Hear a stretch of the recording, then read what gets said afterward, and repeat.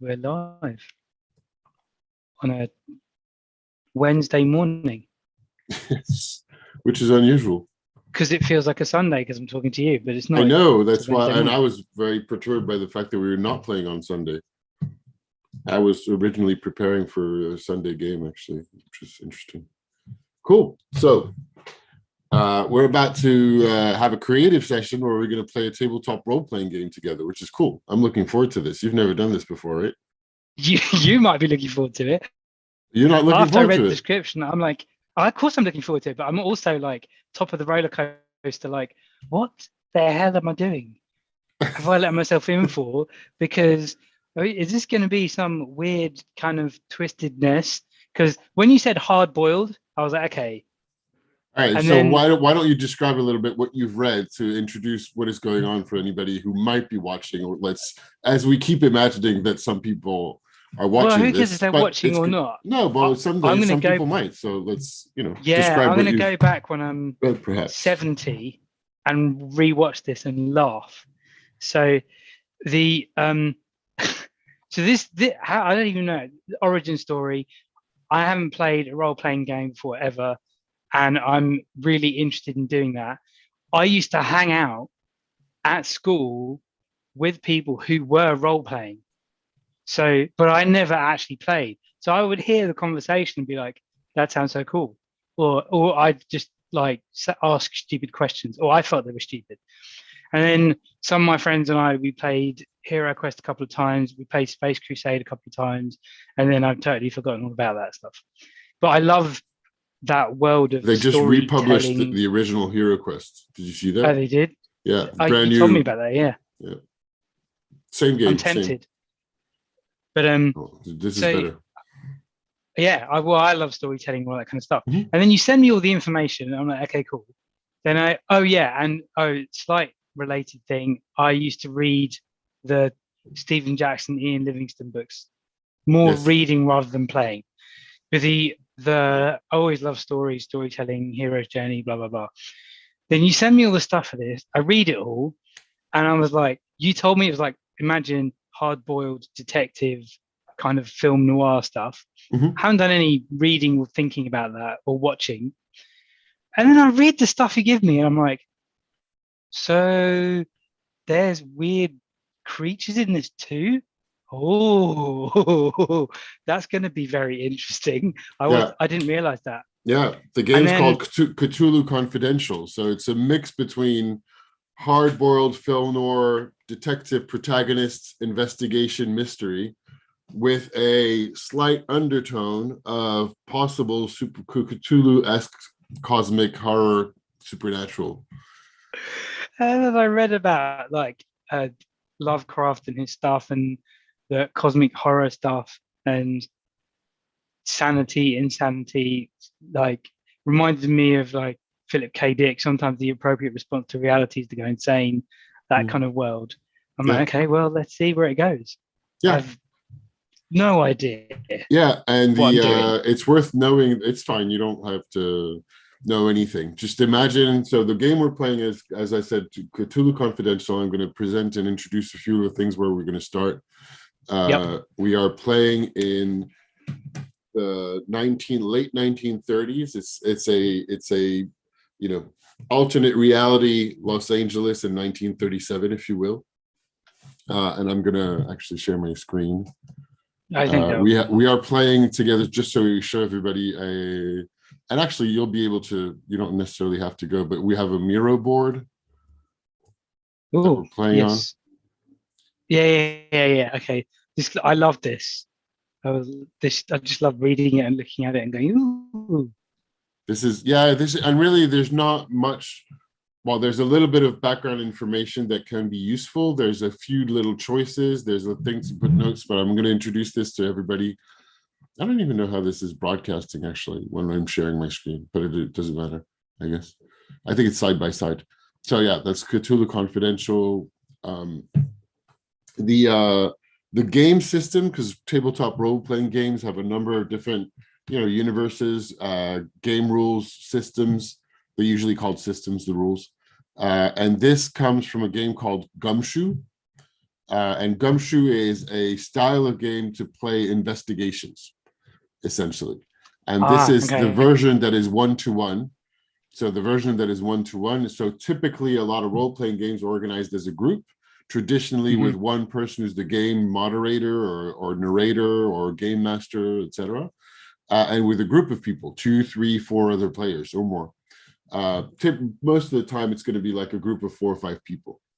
And but this one is organized in such a way that it's just one game moderator, which is going to be me, and one player, which is going to be you, which also matches the type of stories being told in film noir, where there is usually a sole protagonist that is like the one person against the world, against the trying to solve the case. Okay. The one design principle of Gumshoe one-to-one for you and anybody else who might be listening or might be, come across this, because actually I watched people play because I was curious how this game was supposed to be played. So it's one of the rare instances where somebody might watch this video, come across it. The design principle is that unlike there are role-playing games where you succeed or fail on an action and you roll a dice, it tells you whether you succeed or fail, including investigation type roles. Whereas the design principle of Gumshoe is to say, well, it's never interesting to fail to get a clue. If you're running an investigation, you will always find the clues. Where the work comes in for you, the player, is to assemble the clues to lead you in the right direction. Because ultimately, in most mysteries and investigation, and particularly in the film noir and detective style, you find out about a web of intricate stuff going on between characters that may or may not be related to your actual case. So you have to sort the wheat from the chaff, essentially, is your job. But you will always get the clues. That's the as I said, the design principle is it's always you're never gonna fail to get the clues. Okay. So that's worth knowing. And when you play, so I, as the game master, I'm going to interpret and describe what's going on in the world around you. And I'm going to interpret the characters that you meet, which are usually called the, GMC or game moderator characters or non-playing characters, NPCs. And you're the playing character. And you can interpret your character however you wish. You can talk about your character in the third person, or you can interpret them in the first person as if you're like being them, or a mix of both, whatever. It's totally fine. And so to describe a little bit where we are in Los Angeles, 1937, or an alternate imagined Los Angeles. And I am just realizing that because I'm sharing actually, you know what? I'm going to just tour this, and then because I have documents that I'm referring to, that if I'm sharing my screen, it's not ideal, if that makes sense. Unless you share your screen. I'm sure you can just select when you share on Zoom just to share what's in your web browser, or share the Miro board. I can. Let me see if that works out. Because sometimes it doesn't really work extremely well, but isn't it? Well, I don't know. Is this working for you? Yeah. Yeah, you can see the Miro board? Yeah. Okay, but now that I switch, you can't see my browser, right? You're just looking at the Miro board. No, I can't. Still. And we have to pause. Okay. Are we back? Because the guy's rung the doorbell. So should we stop the live? I have to pause too.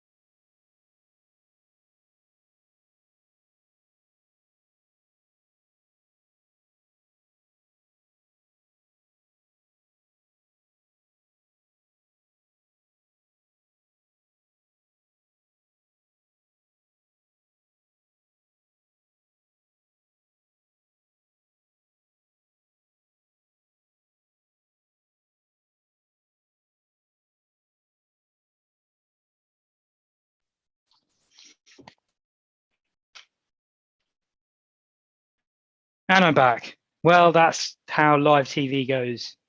So I know you've probably taken a couple of minutes. Sorry, that was really sudden. This is what happens when I'm on holidays, school holidays. Anything can happen because I'm at home. So while I wait for Willem, I'm going to start doing some filler.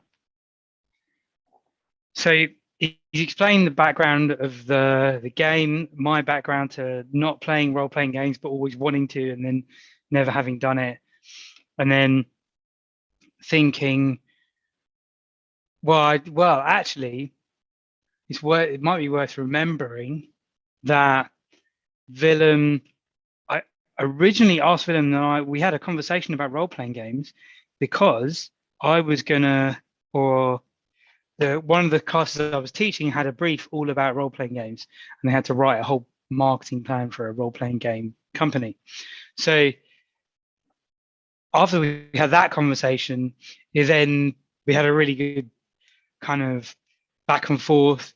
We had the whole live streaming on the Sunday, podcasting, and now we've got now we have the creative sessions, and now we're here playing a game.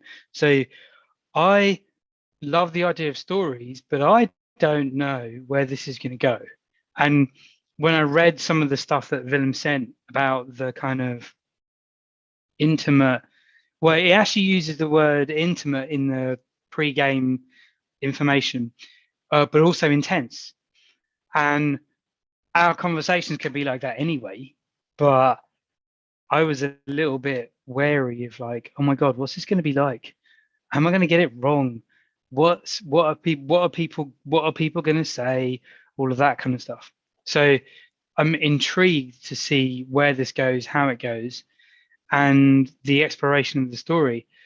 I really wish. So Willem recommended that I watch some hard-boiled stuff, film noir stuff, and I kind of wish I'd watched a classic of the genre like Double Indemnity or something, because I haven't seen it. But as I was reading all the information, I kept thinking of things like Sin City and what else? There was even the new, to a certain extent, Batman film, the original Batman film, although Willem was really quick to correct me saying, no, that's not proper film noir, because there's usually, and also LA Confidential. That was another one I thought of. That I had that thought a bit later because there are particular kinds of person. And then I was also thinking of Dr. Jekyll and Mr. Hyde when I started seeing all the Cthulhu stuff come through. So very intrigued to see where this goes. And I think playing games, whenever I played any game, there's a certain amount of wanting to get it right, follow the rules kind of thing. This feels like open world kind of sandboxy stuff because I'm not sure where it's going to go. And Willem's back, and I've been chatting stuff about. Were you monologuing to our audience? I was monologuing to our audience about games, and the thought I was about to finish was when I play games, I like following the rules. Yeah. And getting it right is a kind of thing, but then this kind of game, it just feels like super expansive. Like it can go any direction. And whilst there are rules, it's not as rigid. That's the impression I get. Interesting. I guess we'll be able to come back to that idea, but this is the kind of ideas that we discussed in my tabletop role-playing game theory group. So there's a lot more to say on what you said, but with experience, which at the moment you don't have. So yeah. But I'm glad that it feels expensive. That's great. All right. So I think that was very probably poor from a live streaming perspective that we did. But you left quickly and I was like, what should I do? Should I pause this? But then I was like, I'm not going to stop it. If I stop it, then it's going to create a new file. So anyway, let's forget it. I'll share my screen again. And then you left and I was like, actually, I urgently need a break too. So I'm going to go do that, which was not expected. It works. It works. All right. I'm resharing Miro. So you can see my Miro board, right? And we're in LA. We are in LA. LA of Cthulhu Confidential. So, and I am looking for My notes. And I can't see your notes. All I see is City of Angels. And that weird grid layout that American cities have. Yeah. All right. So let's get going. So of course, everything's going a little bit slower. All right. Hard-boiled LA, 1937. Just a little bit of the description to get into the feel of it. And we will kind of like, we're zooming out to the whole of LA, imagining ourselves there. And we're going to zoom all the way into your detective office and your character as you're playing hard-boiled detective Dex Raymond. And really, Los Angeles in 1937 is all these beautiful, gorgeous surfaces, Hollywood glitz and stars, but all the way under that, corruption is just absolute rule. You dig down, piece the seething layer of human indifference, and for anybody obsessed enough to keep looking, there's a deeper, occulted indifference of cosmic proportions. That obsession belongs to you, the private detective, witness to a coming reckoning. Okay. You're going to walk down insane, weird avenues and hope not to go insane yourself. And it's crazy. Like at the turn of the 20th century, barely like under 40 years ago, this was no more than a sleepy cow town. Los Angeles was nowhere near the city of angels that it is now. It went from rich ranching and farm wanderers settling in to the discovery of thick reservoirs of oil. So you had like both cattle, farming, oil, all the way down to the early days of the pictures. Prohibition were boom times. Big time. It went from like a couple of 100,000 people to over 2.5 million souls. So you take everything you can imagine about the American experience at the turn of the 20th century and all its glory, put it less in a span of a 40 years, and you have the sprawling chaos that is Los Angeles. And it is like from one, from a few miles of one area to another in your car back then, that just seeing completely different. And the whole thing, the business establishment, Hollywood, the cops, crooks operate not as a mere alliance, but as different arms of the same organization, the system with a capital S. The system is Los Angeles's mafia organization back then. And moreover, we're just out, but still seriously feeling the effect of the Great Depression. The banks died, property empires cratered, people were left out starving on the streets, people who were out of jobs, foreclosures everywhere. So you went from like beautiful, glitzy, gorgeous buildings, big commerce everywhere, to some parts of town where everything is half closed down, shuttered, abandoned, but still some other parts of town where you're like, it's, opulence, Hollywood stars, and everywhere in between, people trying to make it. So, recently they had the whole reputation across the United States was this ever-growing, fast-growing utopia, gorgeous Western dream to a lot more dubious honor that became the globe's suicide capital. A lot of defeated souls were like, couldn't make it and couldn't, reach the Los Angeles dream, threw themselves off of Pasadena's Colorado Street Bridge into the abyss of the Arroyo Seco Canyon. They used to call it Suicide Bridge back then. So, By the way, and we're going to talk about the themes in a minute for anybody watching. I'm sorry, this was could have been triggering, and I didn't mention this was a trigger warning, but we're playing something that is, quite an adult content. We're going to talk about what themes are acceptable, but the style of film noir and or cosmic horror of a Cthulhu tends to be quite fatalistic. They're not happy-go-lucky or superhero type stories. It tends to deal with quite somber and dark themes. So if there's anything, so we're going to talk about what we're comfortable or not, but as a matter of fact, we're dealing with quite uncomfortable themes to begin with, of corruption, of like the both dual or bad nature of people, things like that, or things that make you uncomfortable in terms of, there might be some death or despair among the characters that you meet or the characters that hire you, because usually, if you have no problem, you don't hire a private detective. And it also, tropes of the genre of film noir are backstabbing, corruption, mafia, double-crossing, double-crossing, all that kind of stuff. So it's, there's mistrust, betrayal, all those kinds of ideas are usually part of the genre. So for anybody who might be watching us, it's just a little bit of a warning for adult themes. So anyway, the Depression days are mostly in the past, but the system and the Los Angeles Mafia is as strong as ever. And the beautiful blue skies are still out there. The beaches, like people are hanging out on the beach, palm trees still swaying in the Pacific Ocean. But past all this shimmer, the city's daytime beauty goes ink dark and eerie at nights. The shadows grow longer and strange. So in the midst of all this, you, Dex Raymond, are a hardcore shamus, but let's talk very briefly about themes. And so on the mirror board, if you go on it, you have one area which so you take notes, because this is an investigation. You're going to have conversations with people. You're going to try to solve a mystery.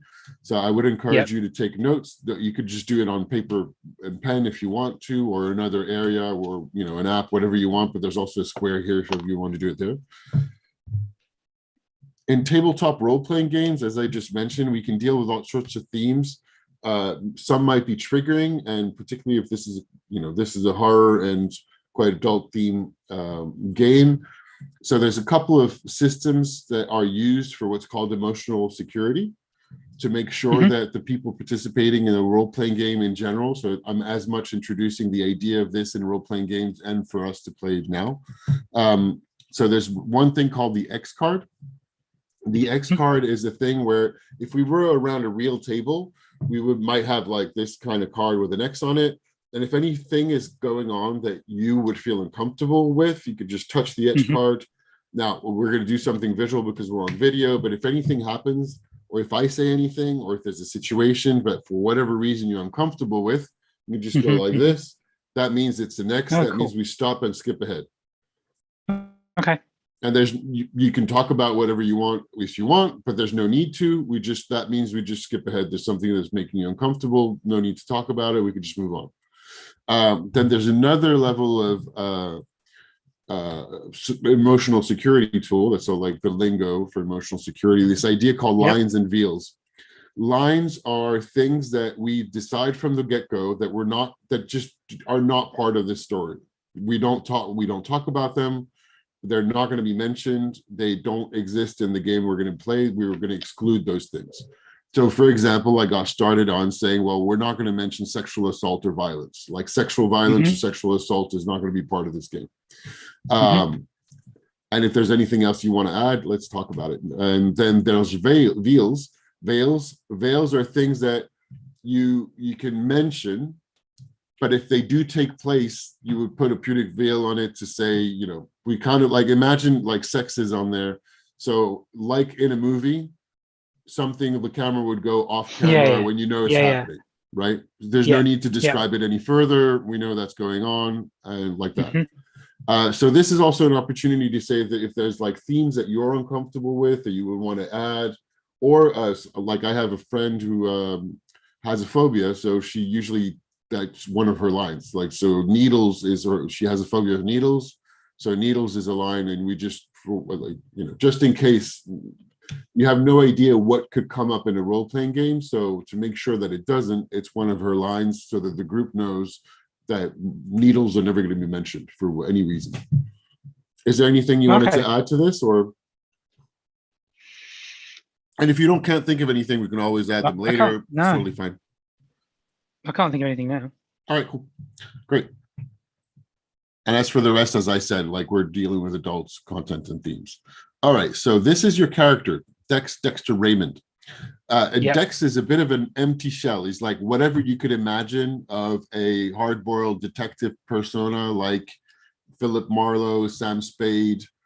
Sam Spade is so these are characters from series of books, one from Raymond Chandler, and the other one, I can't remember which is which though.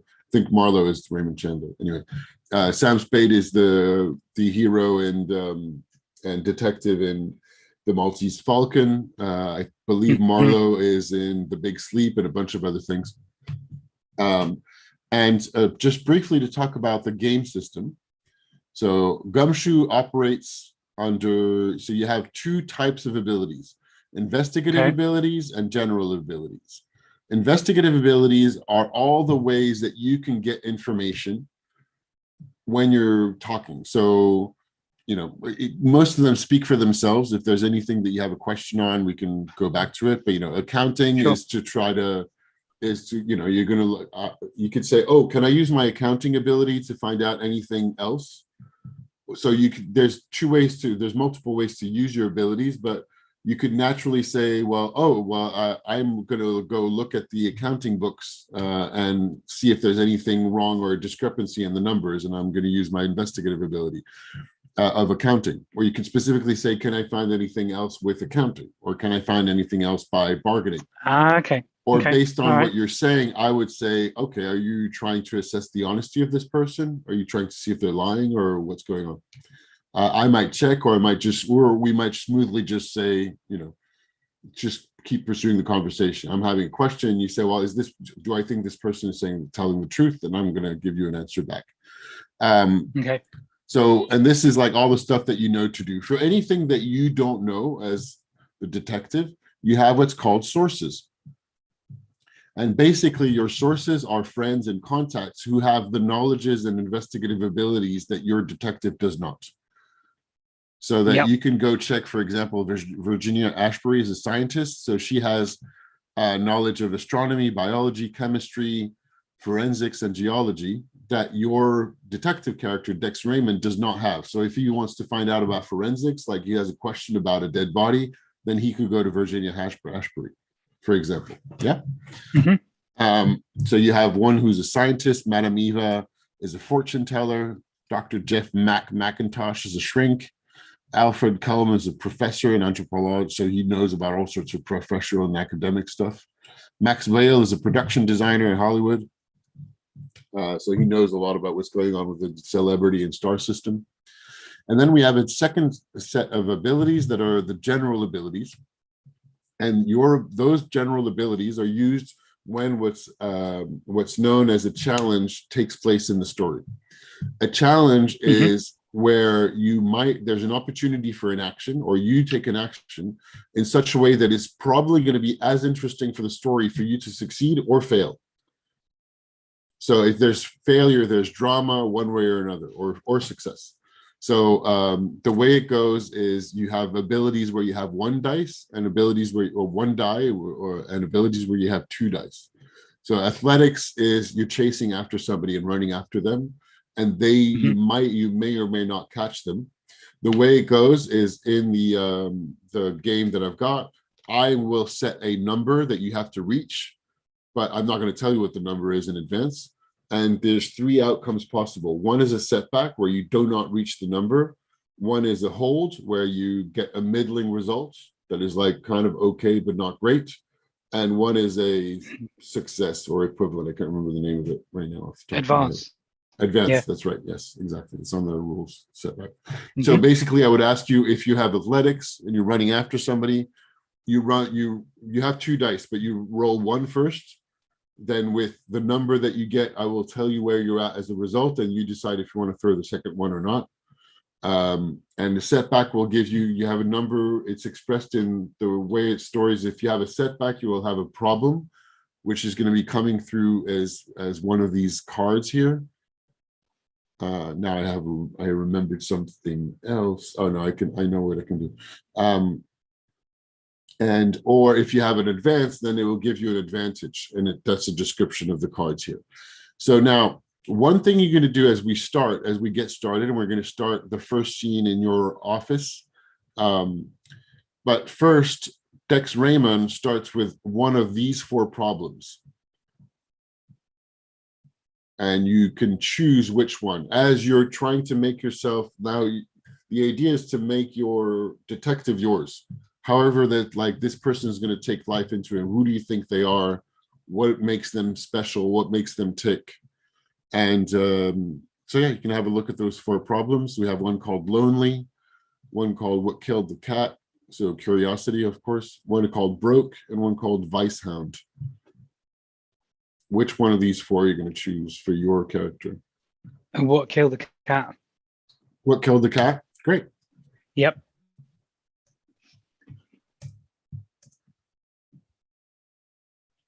All right. All right. The other thing is, so you're in your private detective office in your agency. Yep. Which is in the dingy area of Bunker Hill, it's called. So it's like a row of houses. There's some abandoned houses, some abandoned buildings. It used to be really kind of like, middle class, but now it's a little bit lost its edge. What does your office look like? And particularly, what is one item that is somehow stands out or is important for you? And why is it important? Or like, what's the significance of this one item that is in your office? So, so the office is well kept. It's neat. Everything has its place, but it's kind of bare. Okay.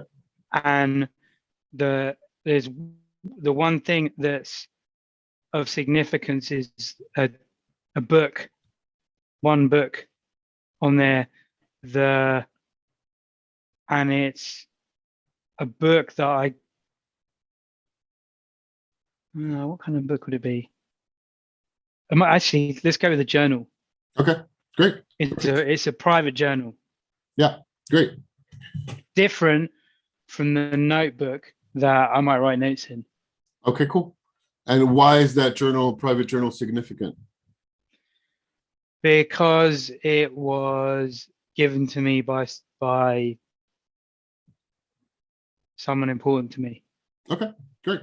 Perfect. So you're at your desk, and you have the main front door is this traditional, half glass, half frosted glass type door. Yeah. And a tap on the door, and you see a silhouette outlined that looks quite feminine, actually. Okay. To invite the person in. I'm thinking. Yeah, invite them in. I get up and open the door. All right. So you get up and open the door. This lady walks in. Gorgeous, like, late 20s, maybe early 30s, possibly, not sure exactly. Dark hair, wearing a brown hat to the side, a very smart, quite smart dress suit type outfit. Her hat has a little veil in front. Which is quite classy at the time. Are you Mr. Raymond? Yes. I'm Mr. Raymond. Come in, sit down.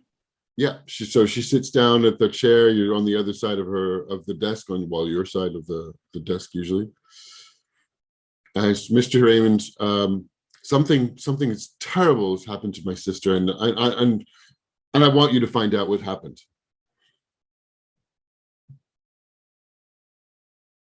So what terrible thing has happened? Well, if I knew, I wouldn't be here, Mr. Raymond.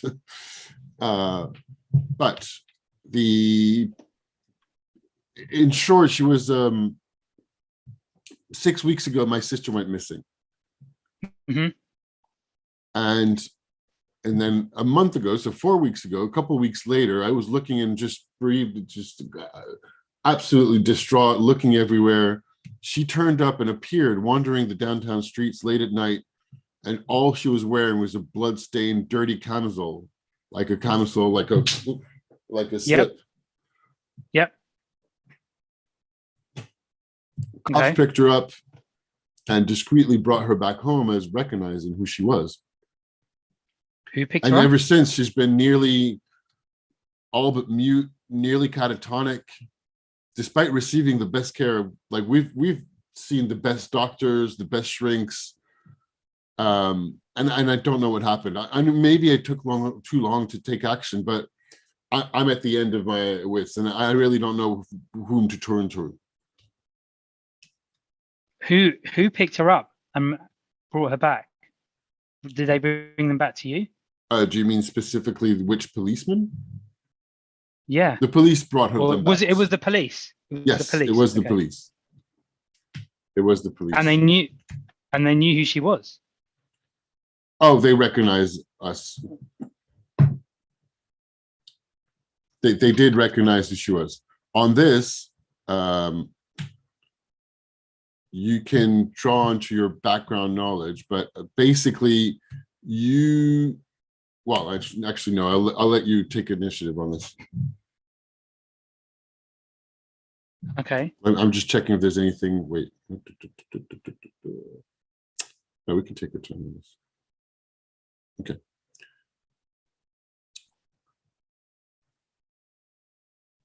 Okay. And what did she say her name was? Oh, there you go. So that's what I was gonna. Deacon. My name is Margaret Deacon. Margaret Deacon. Yeah. And what do you do? So that's so just this is where I was going to ask you, but I was going to let you ask the name.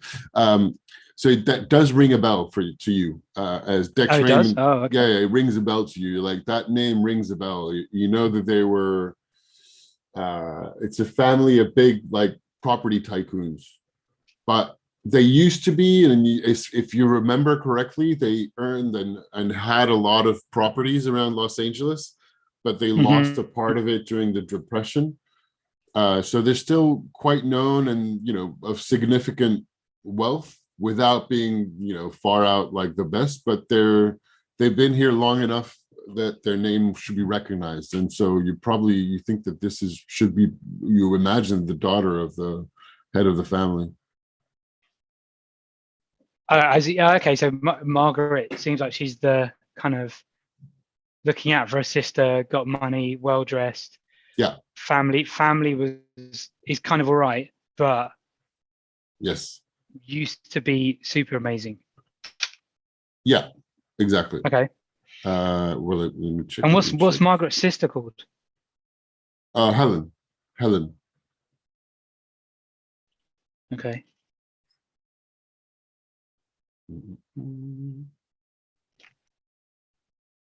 So when did you go to the police, Margaret? That's what I would ask. Well, that's what Dex wants to know. The police came to us in the first place, and as far as I understand, they did a half-hearted investigation, but they turned up nothing useful. And the other thing is, I honestly maybe I should have, but I didn't really push them either. I mean, also because, well, if Helen had gotten mixed up in something quite scandalous, I'd rather have the information under my control and know of it first, which is another reason for coming to you and not having a private detective.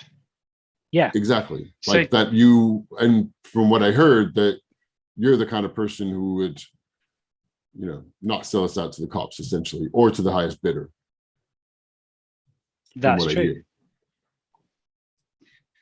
So Helen was missing for 6 weeks, and unprompted, the police found her and brought her back to you. That's right. You didn't speak to the police for 6 weeks at all. You didn't speak to anyone. And that was 4 weeks ago. The first time. No, for 4. So they disappeared. She was missing for 4 weeks. No, 2 weeks. And you found her. She was missing for 2 weeks. Yes, she was found 4 weeks ago. And found 4 weeks. Oh, I see.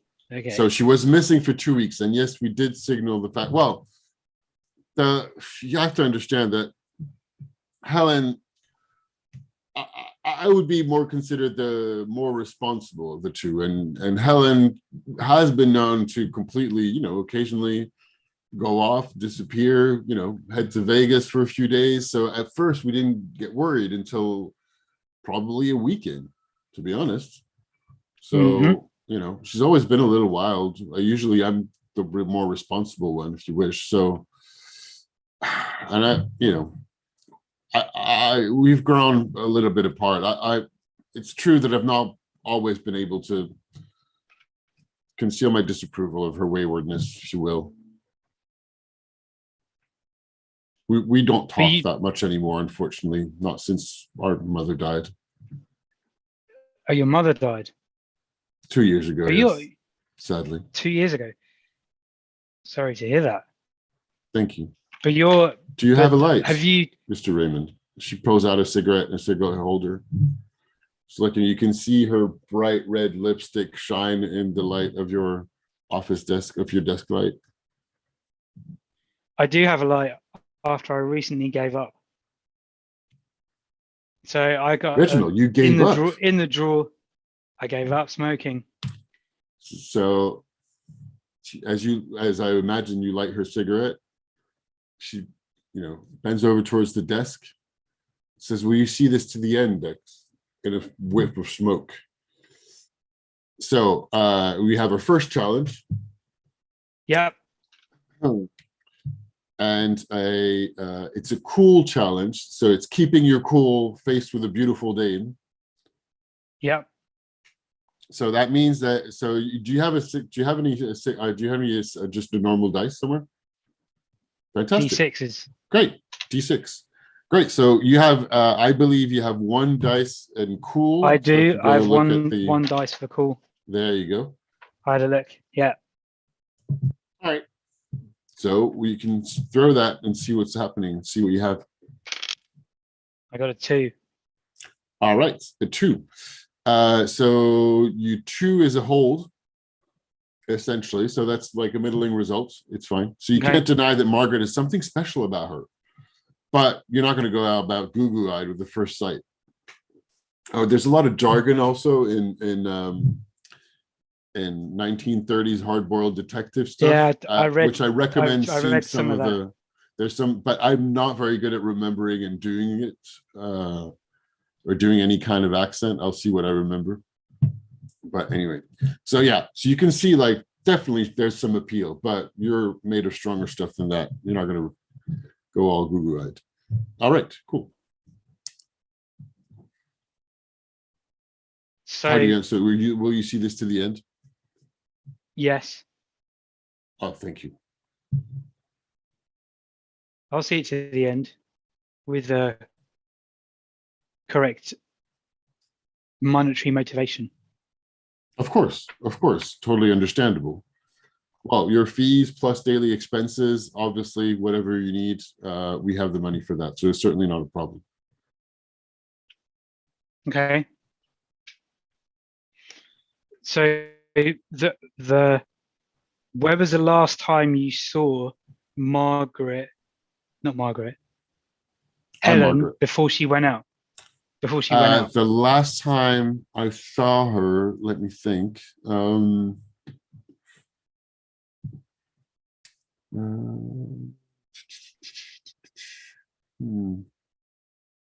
so sorry. I can't remember. I've been busy. I've been so busy managing the family business.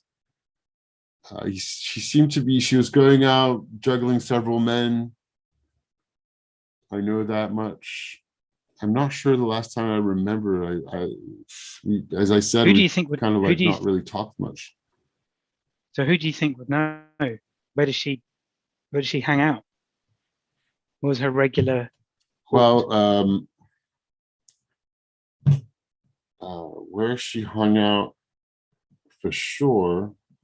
Well, the only thing I can remember is, all right, so there's one thing where when our mother became ill, she was ill and 2 years ago, and our father was retired from the business. So I've been handling most of the day-to-day stuff. Mm-hmm. When our mother became ill, Helen started talking a lot of nonsense around auras and pyramids, secret masters. I don't know who dragged her into this nonsense, but I remember repeatedly hearing the phrase "argent light," whatever that means. I don't know. And Argent light? Yeah. Not urgent. Argent. No. Like the French for silver, I think, or something. I'm not sure. Or is it a metal of some kind? Maybe argent, perhaps, or a color. I'm not sure. I think it's like silver. Anyway. Okay. That and the only thing I can mention is I know. Oh yes, so it was not. It was after she disappeared, but maybe so. This guy Marshall Daly, he's a screenwriter at Capitol Pictures. I Mhm. only met him a few times, but probably the jealous type. Quite handsome, kind of angry or frustrated. I'm not sure if it's the job thing or what. But he did come to the house asking after Helen, and that was at the moment she was still missing. So I wanted to find out if he was involved. So I didn't really tell him anything. I wanted to know what he knew, but he didn't. I'm not sure what he knew or not, what was going on. And you said Helen juggled several men. So As far was as I know. Marshall just one of several? He seems to have stuck out in your mind a bit. Yeah, he's the only one that came knocking to the door a few weeks ago. Okay. Okay.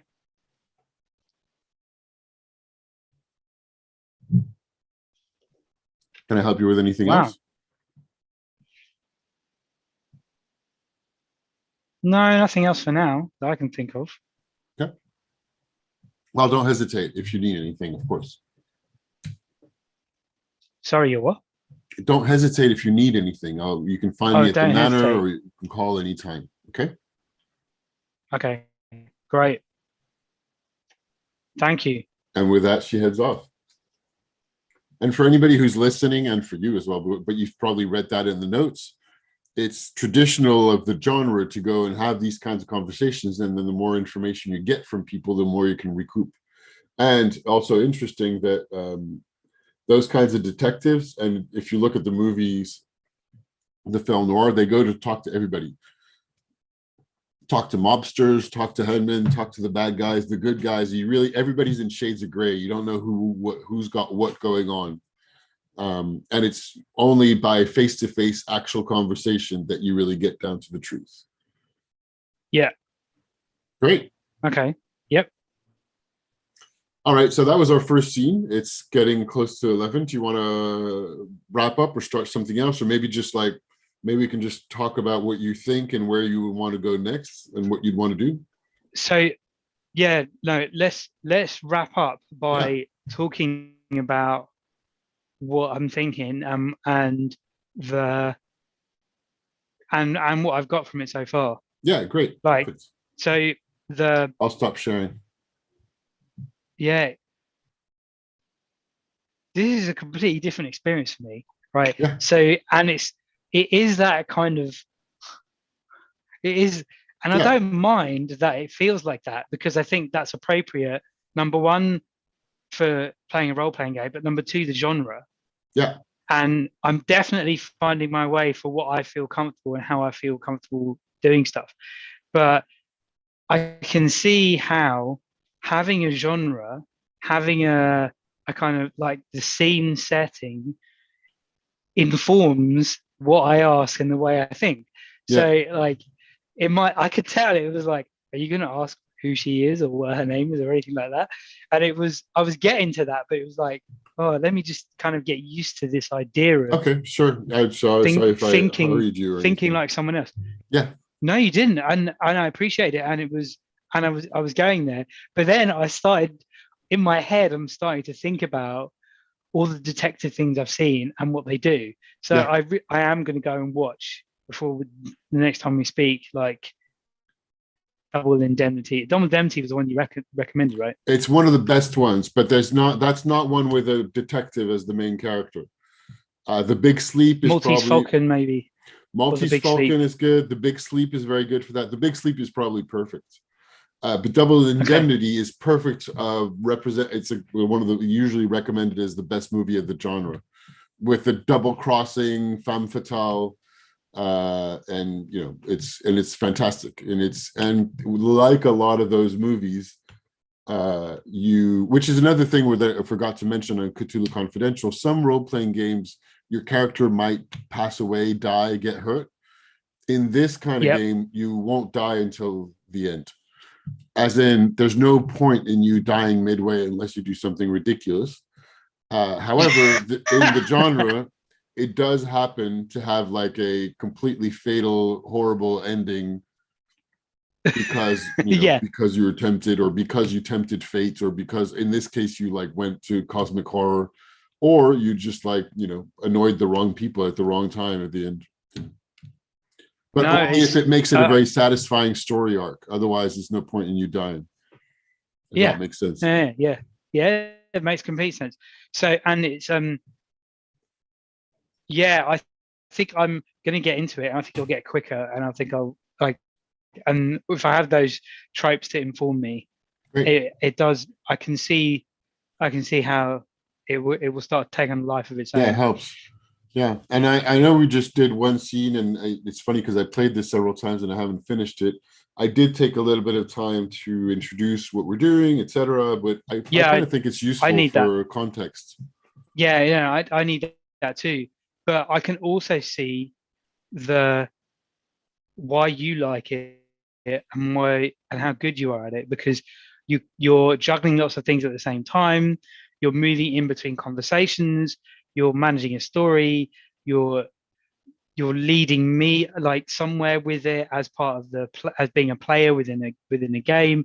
There's a lot of different elements to this that I kind of knew and I kind of appreciated, but to see you do this and to watch you do this and to be here like part of co-creating with you is very cool.